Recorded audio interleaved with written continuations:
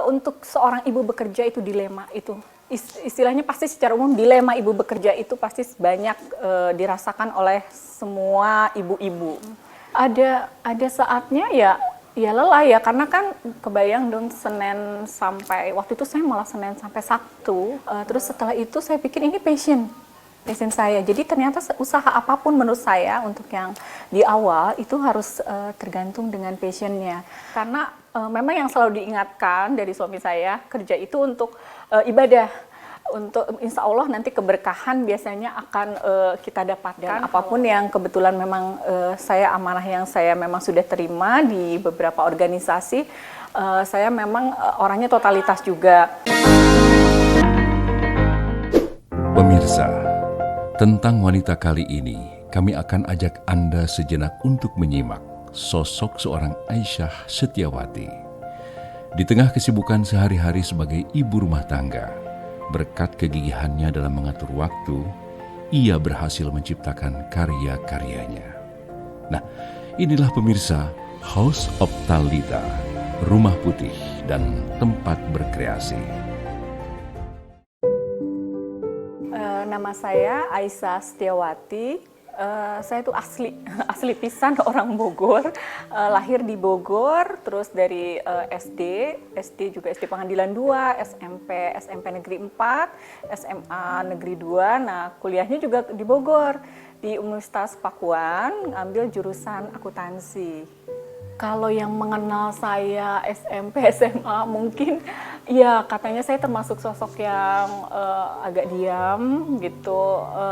Sebetulnya bukan memilih juga, tapi memang nggak terlalu supel juga sih sebetulnya. Jadi gini, kalau saya bisa bawel, bisa rame kalau ketemu yang sudah kenal. Tapi kalau untuk yang masih baru, aduh kayaknya saya bingung mau memulai apa. Cuma saya memang rasakan waktu itu setelah bekerja, saya bekerja di lingkungan manufacturing ya maksudnya pabrik yang kebanyakan memang mayoritas laki-laki. Terus udah gitu untuk di bagian tertentu itu kita dipegang wanita sih. Kebetulan saya memang di antara level itu kebanyakan kita memang laki-laki. Saya kan di situ mungkin di finance accounting itu saya itu hanya saya awalnya gitu, sebelum nanti ada yang divisi lain, ada yang wanita juga. Nah dari situ kan akhirnya kita namanya meeting tuh harian.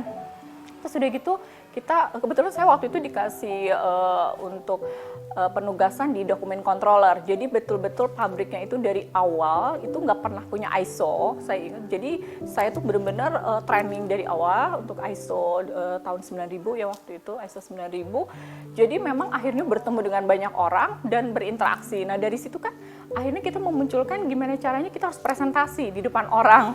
Nah dari situ kayaknya saya sih merasanya awalnya seperti itu. Jadi karena diberikan kesempatan dan saya sering ketemu, karena namanya mungkin di bagian saya bekerja, saya ketemu dengan pihak bank atau dengan pihak luar. Jadi berinteraksi dengan tiap orang. Jadi kan di situ memaksa saya gitu, yang tadinya aduh kalau ketemu nggak kenal saya ngomong apa gitu, bertemu langsung, jadi memang saya harus banyak bicara. Tapi kan berbicara pun memang sesuai dengan skill saya.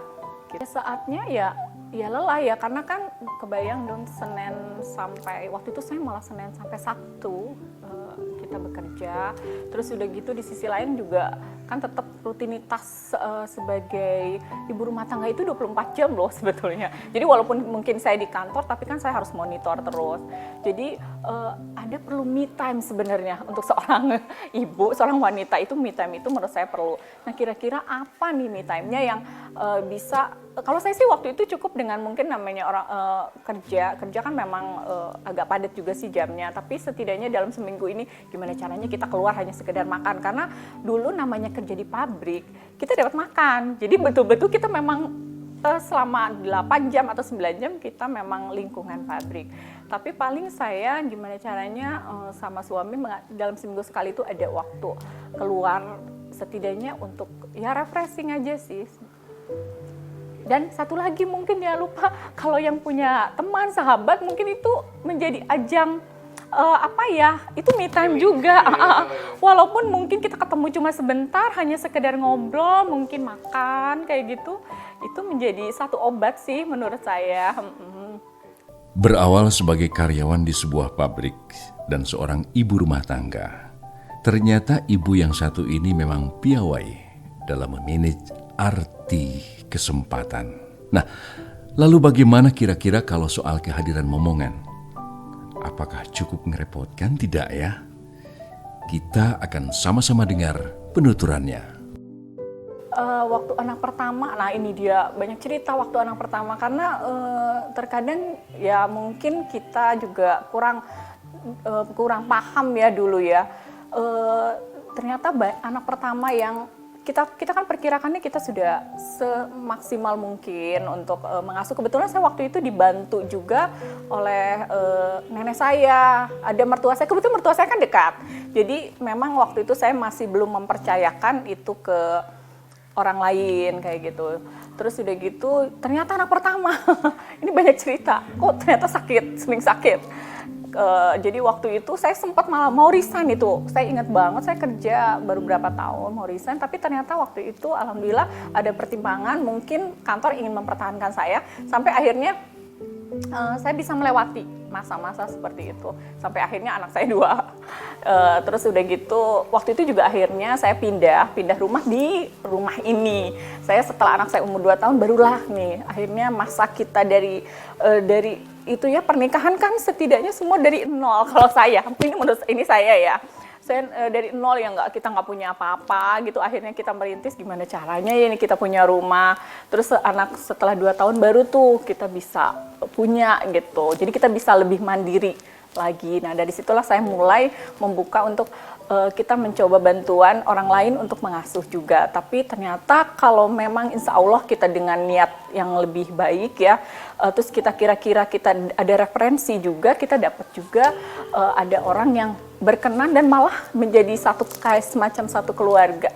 Karena kebetulan yang kerja itu bisa sampai 18 tahun sebenarnya kerja di sini. Iya, jadi dari anak saya umur 2 tahun sampai anak saya kuliah masih kerja gitu. Jadi keputusan akhirnya untuk resign setelah 18 tahun bekerja dengan berbagai banyak pertimbangan yang tadi akhirnya setelah diskusi panjang dengan suami ya, karena anak-anak saya dalam masa remaja, yang satu SMA, yang satu SMP, yang ada 2 lagi di SD karena kebetulan kembar. Kayaknya memang kita perlu untuk lebih sekarang lebih dekat lagi, lebih mengontrol lagi sebenarnya, karena saya lihat untuk anak-anak apalagi remaja itu kayaknya butuh, jadi jangan sampai dia mencari di luar untuk istilahnya edisi curhatnya atau cerita atau mungkin dia mencari sesuatu di luar. Jadi saya berusaha setelah resign itu saya betul-betul memang mendekatkan diri. Jadi saya tuh malah aktif di salah satu sekolah anak saya yang putri waktu itu, dan saya menjadi kebetulan memang saya diajak bergabung di sana. Pertama jadi korlas juga, koordinator kelas, terus akhirnya saya diberikan kepercayaan megang bendahara komite waktu itu. Jadi setelah itu karena saya sering berinteraksi, otomatis saya tahu dunia anak-anak saya, teman anak-anak saya, malah saya sampai istilah kepala sekolah gurunya. Jadi setidaknya tanpa harus ini mereka pun pasti ada cerita, dan alhamdulillah memang saat itu setelah saya merasakan semua pasti ada hikmah di balik itu. Yang saya rasakan setelah saya resign, mungkin karena saya juga fokus lebih ke anak-anak saya merasa lebih dekat. Jadi apa-apa bisa cerita nih, gayanya anak ABG bisa cerita. Yang soal ada yang suka aja dia bisa cerita sama saya. Wah, berarti saya sudah dianggap asik nih buat cerita. Terus udah gitu alhamdulillah anak saya pun berprestasi waktu di SMP-nya, lulusan terbaik lah, 3 terbaik sampai ada 4 penghargaan waktu itu. Terus alhamdulillahnya anak saya pun waktu SMA juga kan tahu sendiri masa-masanya yang bergejolak gitu kan. Tapi alhamdulillah akhirnya diterima di salah satu universitas negeri juga. Saya pikir wah ini mungkin ada salah satu hadiah buat kita semua. Dengan lebih maksudnya mendekatkan diri di keluarga.